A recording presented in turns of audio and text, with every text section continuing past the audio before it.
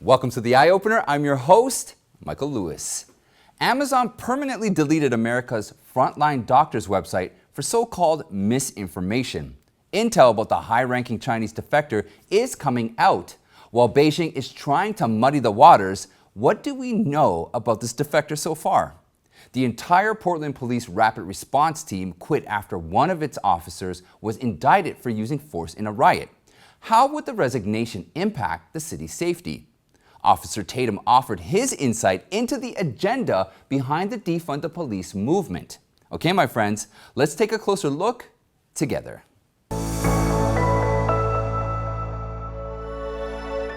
America's frontline doctors, the courageous group of doctors known for speaking out against irresponsible COVID-19 treatment and government responses, said their website had been deleted by Amazon.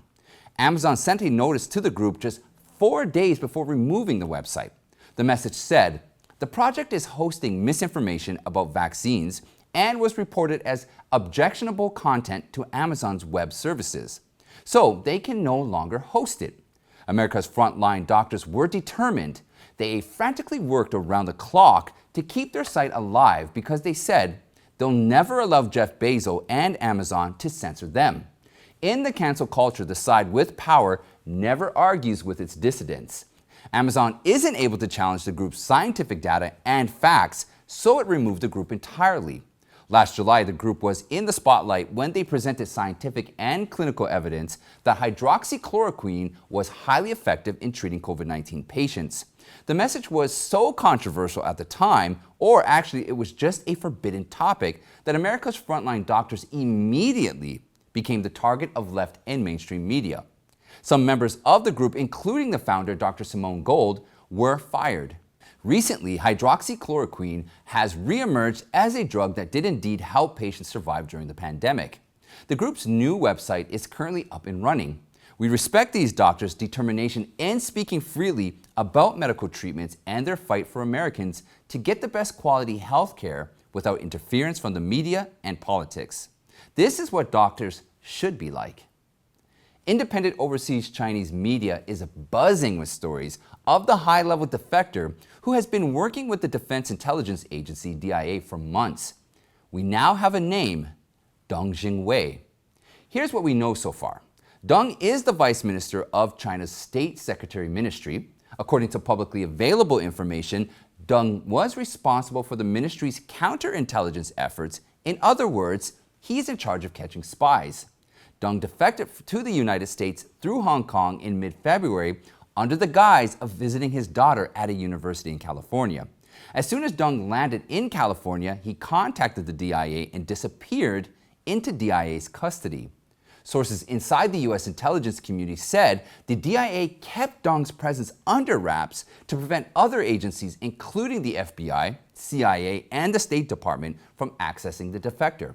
If the defector is indeed Deng, he would be the highest level defector in the history of communist China. Another clue that added credibility to the story is from the Anchorage, Alaska meeting between the U.S. and China back in March. The CCP's top diplomat Yang Jiechi and Foreign Minister Wang Yi apparently demanded America return Deng. At the time, Blinken wasn't aware Deng was with the U.S. government and told China that the U.S. didn't have him. It's only in the last few weeks that people outside the DIA learned about the Chinese defector. Also around the same time, we witnessed the unbelievable shift in the attitude towards the virus lab leak theory. We already know that the Chinese defector gave detailed information about CCP's special weapons system, the military operation of the Wuhan Institute of Virology, and the origins of the COVID-19 virus. But Deng knows much more than that. The Washington Free Beacon reported on some of Deng's intel last week. In January 2020, hundreds of Chinese nationals on student and work visas returned to the United States earlier than what they were originally planned. These people are currently the subject of federal investigation. Why? Because they returned before the WHO declared a global health emergency, which was on January 31st, 2020, and around the time the CCP ordered the lockdown of Wuhan. So do these modified travel plans suggest these people were more aware of the severity of COVID-19 than the rest of the world? Well, not quite. These Chinese students and workers returned with a mission. They were sent back to the United States to gather information about the U.S. government's response to the outbreak at a much deeper level in order to help Beijing understand the situation. They reported back to Beijing how public policy changed, what the economic response was, what was the impact on the healthcare system, supply chain, and more. Deng said these people are Chinese spies. What else did Deng provide? He's got, quote, terabytes of data. Here's a list from the conservative outlet Red State. Early pathogenic studies of the virus known as SARS-CoV-2, models of predicted COVID-19 spread and damage to the US and the world, financial records detailing which exact organizations and governments funded the research on SARS-CoV-2 and other biological warfare research, names of US citizens who provided intel to China, names of Chinese spies working in the US or attending US universities, financial records showing American businessmen and government officials who've received money from the CCP, details of meetings US government officials perhaps unwittingly had with Chinese spies, and how the CCP gained access to a CIA communication system which led to the death of dozens of Chinese who were working with the CIA. So the Defector knows so much about our intelligence community and government officials as well? Well, we shouldn't be surprised though. Reportedly, Deng has provided the DIA with copies of the content in Hunter Biden's infamous hard drive. The CCP knows very well about Hunter's personal problems and his business dealings with Chinese entities. Allegedly, Deng also told DIA that at least a third of Chinese students attending American universities are Chinese military assets or part of the Thousand Talents plan. Many of these students use pseudonyms because they're children of high-ranking CCP military and party personnel. If such a high-ranking official had indeed defected, Beijing would need to take some sort of action. Last week, an official Chinese government social media account posted that Deng had hosted a counterintelligence conference on the morning of June 18th. So Beijing says Deng is still in China, despite a couple of things looking suspicious here.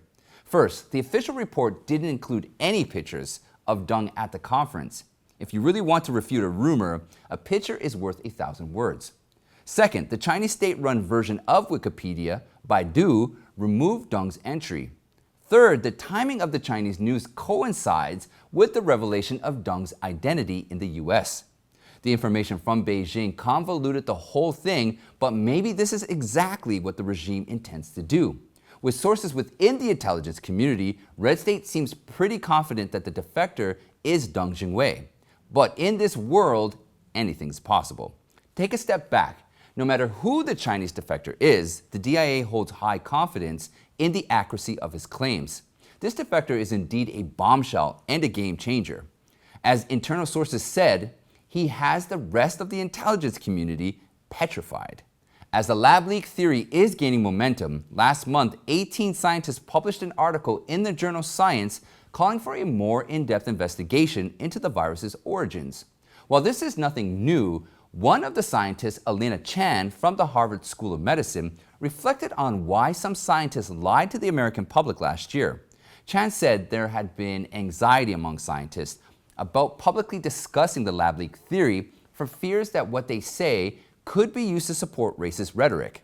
They avoided the topic or were quick to dismiss it because they didn't want to be associated with President Trump, who was accused of being racist when he called the pathogen the Wuhan virus, or China virus, which is when politics play a bigger role than actual science. By the way, the best name for the virus should be the CCP virus. Now, before we continue, please hit that like button and subscribe. And most importantly, share this video with your friends and family. Word of mouth is the most effective way to spread the truth. If you want to support Eye Opener, please consider donating to the show or purchase a mug that matters. You can find the link in the description below. Your support is greatly appreciated. Salute. On Friday, Texas Governor Greg Abbott made good on his promise to veto part of the bill that would fund the state's legislature. A couple of weeks ago, Democrats staged a walkout during a legislative session in order to block the passage of 2 election reform measures.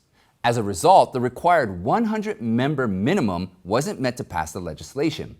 Abbott quickly issued a response to the House Democrats, and he said, "Funding should not be provided to those who quit their job early, leaving their state with unfinished business and exposing taxpayers to higher costs for an additional legislative session. The portion of the state budget bill vetoed by the governors funds the salaries of lawmakers, staffers, and legislative agencies. Following the walkout, Abbott said the bills still must pass and vowed to call for a special session. The Texas election reform bills aim to grant more power to poll watchers by giving them more access inside polling areas, while creating new penalties against election officials who restrict poll watchers' movements. The proposal would also allow a judge to void the outcome of an election if the number of questionable votes could possibly change the results. The entire Portland Police Rapid Response Team resigned on June 16th after one of their own was criminally charged for striking a photographer in a riot last summer. Officer Corey Budworth is the first officer in the city prosecuted for using force during a violent protest. The 50-member Rapid Response Team is made up of volunteer officers who respond to civil disobedience, demonstrations, and riots. At the time of the incident, Budworth was on crowd control. Video of the incident shared on social media shows Budworth pushed and struck Terry Jacobs, the photographer, with a baton in the head. Jacobs, who identifies as an activist herself, said she was attacked despite carrying a press card. The police insisted she was part of the riot that set a government building alight with a gas bomb. Jacob wasn't charged and instead received a $50,000 settlement from the city of Portland for the baton strike. The circulated video didn't show what happened prior to the attack on Jacobs or her role in the riot. However, the resignation of the entire rapid response team indicated strong disconnect over Budworth's treatment. I assume you've seen the video? Yes, I have. Would you agree that it's tough to watch that? When you don't see everything that occurred prior to, it's easy to see how that happened. When other people see that video, is that what they should expect from PPP officers? And what I would say to that is they needed to see more video of what happened prior to that.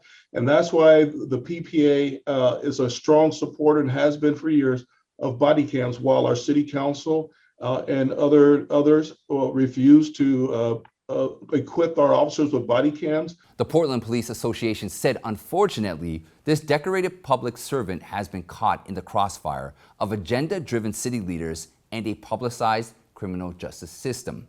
City Commissioner Joanne Hardesty has been the driving force behind the Defund the Police movement in Portland. Hardesty supported the district attorney, whose office brought the charge against Budworth before his eventual indictment by a grand jury. Executive Director of the Portland Police Association, Darryl Turner, pushed back at the commissioner's criticism. He said that the roving gangs of black-clad rioters do not speak for the hundreds of thousands of residents and business owners of Portland who want a safe and clean city, yet local politicians supported them. Since the death of George Floyd, Portland has endured 150 days of protest, which often went violent. It's not clear how the team's resignation would affect Portland's police effectiveness. It definitely won't be a positive one, as some of the city's leftist politicians claim. The left's Defund the Police movement has been cracking down local police departments, creating more riots and spiking crime rates across the country. But this might be only step one. In a recent interview on American Thought Leaders, former Arizona police officer Brandon Tatum, or as we know him as Officer Tatum on YouTube, offered his insight on the deeper agenda of the movement.